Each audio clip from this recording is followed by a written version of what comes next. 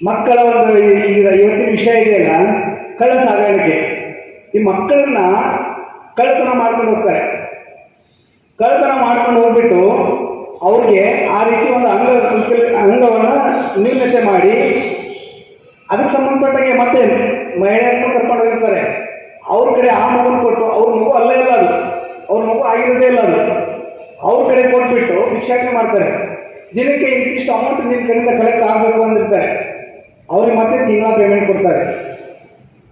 ಮತ್ತೆ ನೋಡಿ, ಅಲ್ಲಿ ಆ ಮಗು ನೀವು ಯಾವಾಗಾದ್ರೂ ಹೋಗಿ ಯಾವ ಸಮಯದಲ್ಲಿ ನೋಡಿದ್ರು ಎಚ್ಚರ ಇರಲ್ಲ, ಎನಿ ಟೈಮ್ ಮಲಗಿದೆ ಇರುತ್ತೆ. ಅದಕ್ಕೆ ಆ ರೀತಿಯಾದಂಥ ಒಂದು ಇದು ಮಾಡಿಬಿಟ್ಟಿರ್ತಾರೆ. ಅದು ಇನ್ನೇನು ಎಚ್ಚರ ಆಗುತ್ತೆ ಅನ್ನೋ ಮೂಮೆಂಟಿಗೆ ಮತ್ತೆ ಸೈಡಲ್ಲಿ ಹೋಗ್ತಾರೆ, ಮತ್ತೆ ಅದಕ್ಕೆ ಹಾಕೊಂಡು ಬರ್ತಾರೆ. ಅದು ಎನಿ ಟೈಮ್ ಎಚ್ಚರನೇ ಇರಲ್ಲ.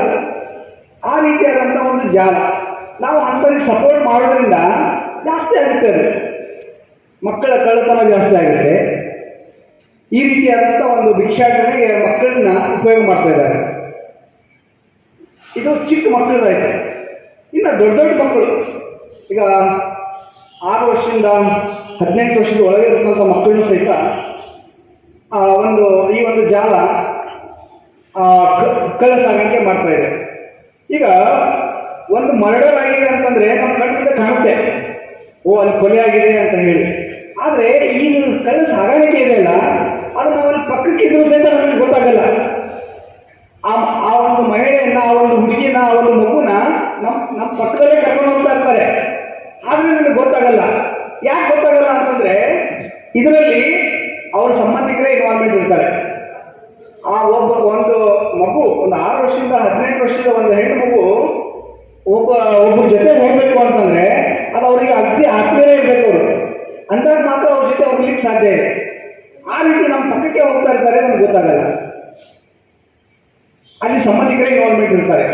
ಮತ್ತೆ ಯಾವ ರೀತಿ ಇನ್ನೊಂದು ರೀತಿ ಯಾವ ರೀತಿ ಒಂದು ಜಾಲ ಇರುತ್ತೆ ಅಂದ್ರೆ, ಆಯಾ ಒಂದು ಅಗ್ನಿ ಬುಡಕಟ್ಟು ಜನಾಂಗ ಅಥವಾ ಅಲ್ಲಿ ನಿರುದ್ಯೋಗ ಸಮಸ್ಯೆ ಇರುತ್ತೆ, ಸಿಕ್ಕಾಪಟ್ಟೆ ಬಡತನ ಇರುತ್ತೆ, ಅಂತ ಒಂದು ಮನೆಗಳನ್ನ ಟಾರ್ಗೆಟ್ ಮಾಡ್ತಾರೆ.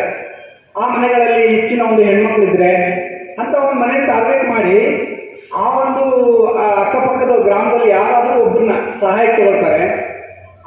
ಅವ್ರಿಗೆ ಒಂದು ಸ್ವಲ್ಪ ಏನೋ ಆಮಿಷ ಹೊಡ್ತಾರೆ, ಅವ್ರಿಗೇನೋ ಒಂದು ಸ್ವಲ್ಪ ಹಣ ಕೊಡ್ತಾರೆ.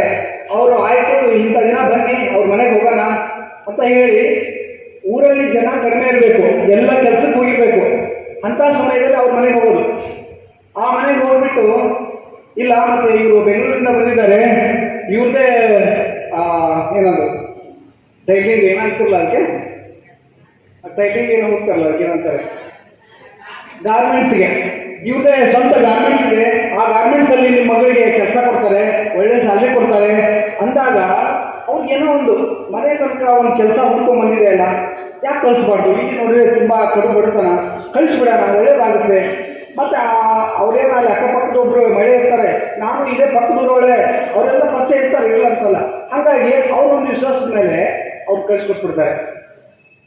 ಹೋದ ತಕ್ಷಣ ಅವ್ರು ಹೇಳ್ತಾರೆ, ಇಲ್ಲ ನೀವು ವಾರಕ್ಕೊಮ್ಮೆ 15 ದಿನಕ್ಕೊಮ್ಮೆ ಮಾತ್ರ ಫೋನ್ ಮಾಡಿ, ಅವ್ರ ಕೆಲಸದಲ್ಲಿ ಬಿಜಿ ಇರ್ತಾರೆ, ಮಾತಾಡೋಕ್ಕೆಲ್ಲ ಆಗಲ್ಲ. ಈಗ ಮತ್ತೆ ಅಡ್ವಾನ್ಸ್ ಆಗಿ ಅವ್ರಿಗೆ ಮೈಂಡ್ ಇದು ಮಾಡಿಬಿಟ್ಟಿರ್ತಾರೆ. ಆವಾಗ ಕರ್ಕೊಂಡು ಹೋಗ್ತಾರೆ. ಸಾರ್ವಜನಿಕರಿಗೆ ಅಗತ್ಯ ಇರ್ತಕ್ಕಂಥ ಒಂದು ಕಾನೂನು ನೆರವನ್ನು ಪಡ್ಕೊಳ್ಳಿಕ್ಕೆ ಯಾರು ಹಣಕಾಸಿನ ತೊಂದರೆಯಿಂದ ವಕೀಲರನ್ನ ಭೇಟಿ ಮಾಡಲಿಕ್ಕೆ ಮತ್ತು ಅವರ ನೆರವನ್ನು ಪಡ್ಕೊಳ್ಳಿಕ್ಕೆ ಸಾಧ್ಯ ಆಗೋದಿಲ್ವೋ ಅಂಥವರಿಗೋಸ್ಕರ ಅಂತಲೇ ಸರ್ಕಾರ ತಾಲೂಕು ಮಟ್ಟದಲ್ಲಿ ತಾಲೂಕು ಕಾನೂನು ಸೇವಾ ಸಮಿತಿ, ಜಿಲ್ಲಾ ಮಟ್ಟದಲ್ಲಿ ಜಿಲ್ಲಾ ಕಾನೂನು ಸೇವಾ ಸಮಿತಿ, ರಾಜ್ಯ ಮಟ್ಟದಲ್ಲೂ ಕೂಡ ರಾಜ್ಯ ಕಾನೂನು ಸೇವಾ ಸಮಿತಿ, ರಾಷ್ಟ್ರ ಮಟ್ಟದಲ್ಲೂ ಕೂಡ ಈ ಸೇವಾ ಸಮಿತಿ ಕರ್ತವ್ಯ ನಿರ್ವಹಿಸಿದೆ. ಈ ಸೇವಾ ಸಮಿತಿಯ ಉದ್ದೇಶ ಏನಪ್ಪ ಅಂತ ಹೇಳಿದ್ರೆ, ಯಾರಿಗೆ ಈಗಾಗಲೇ ಹೇಳಿದಂತೆ ವಕೀಲರನ್ನ ನೇಮಕ ಮಾಡ್ಕೊಳ್ಳೋಕ್ಕೆ ಹಣ ಭರಿಸಲಿಕ್ಕಾಗೋದಿಲ್ಲ, ನಾವು ಬಡವರಿದ್ದೇವೆ ಅಥವಾ ಶೋಷಿತರಿದ್ದೇವೆ, ಮಹಿಳೆಯರಿದ್ದೇವೆ, ಮಕ್ಕಳಿದ್ದಾರೆ ಮತ್ತು ಹಿಂದುಳಿದ ವರ್ಗಕ್ಕೆ ಸೇರಿದ್ದೇವೆ ಅಂಥವರಿಗೆ ಉಚಿತವಾಗಿ ಒಂದು ವಕೀಲರನ್ನ ನೇಮಕ ಮಾಡಿ ಅವರ ಕಾನೂನು ಸಮಸ್ಯೆಯನ್ನು ಬಗೆಹರಿಸಿಕೊಡ್ತಕ್ಕಂಥ ಕೆಲಸವನ್ನು ಈ ಕಾನೂನು ಸೇವಾ ಸಮಿತಿ ಮಾಡ್ತಾ ಇದೆ. ಇದರ ಕಚೇರಿ ನಮ್ಮ ನ್ಯಾಯಾಲಯದ ಕಟ್ಟಡದಲ್ಲಿರ್ತದೆ. ಅದು ಬೆಳಗ್ಗೆ 10ರಿಂದ ಸಂಜೆ 6 ತನಕ ಕರ್ತವ್ಯ ನಿರ್ವಹಿಸ್ತದೆ. ಆ ರೀತಿ ಯಾರಿಗಾದರೂ ಕಾನೂನಿನ ಸಮಸ್ಯೆ ಇದ್ದರೆ ತಾವು ಅದರ ಬಗ್ಗೆ ಉಚಿತವಾಗಿ ಒಂದು ಅರಿವನ್ನು ಪಡ್ಕೋಬೇಕು ಅಂತಿದ್ರೆ ಅಲ್ಲಿಗೆ ಸಂಪರ್ಕ ಮಾಡ್ಬೋದು, ಅಥವಾ ಅಗತ್ಯ ಇರುವವರಿಗೆ ಈ ವಿಚಾರವನ್ನು ತಿಳಿಸಿ ಅವರು ಅಲ್ಲಿ ಬಂದು ಅದರ ಒಂದು ಉಪಯೋಗನ ಪಡ್ಕೊಳ್ಳಿಕ್ಕೆ ನೀವೆಲ್ಲರೂ ತಿಳಿಸ್ಕೊಡ್ಬೇಕು ಅಂತೇಳಿ ನಿಮ್ಮ ಮೂಲಕ ಕೇಳ್ಕೊಳ್ತೇನೆ. ಅಂಗನವಾಡಿ ಕಾರ್ಯಕರ್ತರು ಮತ್ತು ಆಶಾ ಕಾರ್ಯಕರ್ತರು ಅಂದರೆ ಸಮಾಜದಲ್ಲಿ ತಳಮಟ್ಟದಲ್ಲಿ ಅವರೊಳಗೆ ನೇರವಾಗಿ ನಾಗರಿಕರಿಗೆ ಸಂಪರ್ಕ ಸಿಗುವಂಥವ್ರು ನೀವು.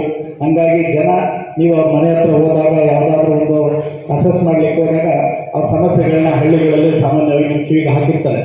ಆಶಾ ಕಾರ್ಯಕರ್ತರಿಗೆ, ಅಂಗನವಾಡಿ ಕಾರ್ಯಕರ್ತರಿಗೆ ಆಗಿದೆ ಸಮಸ್ಯೆ, ಏನು ಮಾಡಬೇಕು ಗೊತ್ತಿಲ್ಲ, ಅಥವಾ ನಾನು ಲಾಯರ್ ಭೇಟಿ ಮಾಡಬೇಕು, ನನ್ನ ಹತ್ರ ಅವ್ರು ಕೇಳೋಷ್ಟು ದುಡ್ಡು ಕೊಡೋಕ್ಕಾಗೋದಿಲ್ಲ ಅನ್ನೋ ಪರಿಸ್ಥಿತಿ ಇರುವಂಥ ಜನಗಳು ಇರ್ತಾರೆ. ಯಾಕೆಂದರೆ ಹಣಕಾಸು ಚೆನ್ನಾಗಿದ್ದರೆ ಅವರು ಬೇಕಾದಂಥ ಉತ್ತಮ ಲಾಯರ್ನ ಹೋಗಿ ಸಂಪರ್ಕ ಮಾಡಿ ಅವರಿಗೆ ಏನು ಪರಿಹಾರ ಬೇಕಾದರೂ ಪಡ್ಕೊಳ್ತಾರೆ. ಯಾರಿಗೆ ಆಗೋದಿಲ್ಲ ಅಂಥವ್ರಿಗೆ ಈ ವಿಚಾರವನ್ನು ನೀವು ತಿಳಿಸಿದ್ರೆ ಅವರು ಅದರ ಸದುಪಯೋಗ ಪಡಿಸ್ಕೊಳ್ಳಿಕ್ಕೆ ಅನುಕೂಲ ಆಗ್ತದೆ. ಯಾಕಂತ ಹೇಳಿದ್ರೆ ಅವನಿಗೆ ಒಂದು ಹಣಕಾಸಿನ ಸಮಸ್ಯೆ ಒಂದರಿಂದ ಅವನು ಸಿಗತಕ್ಕಂಥ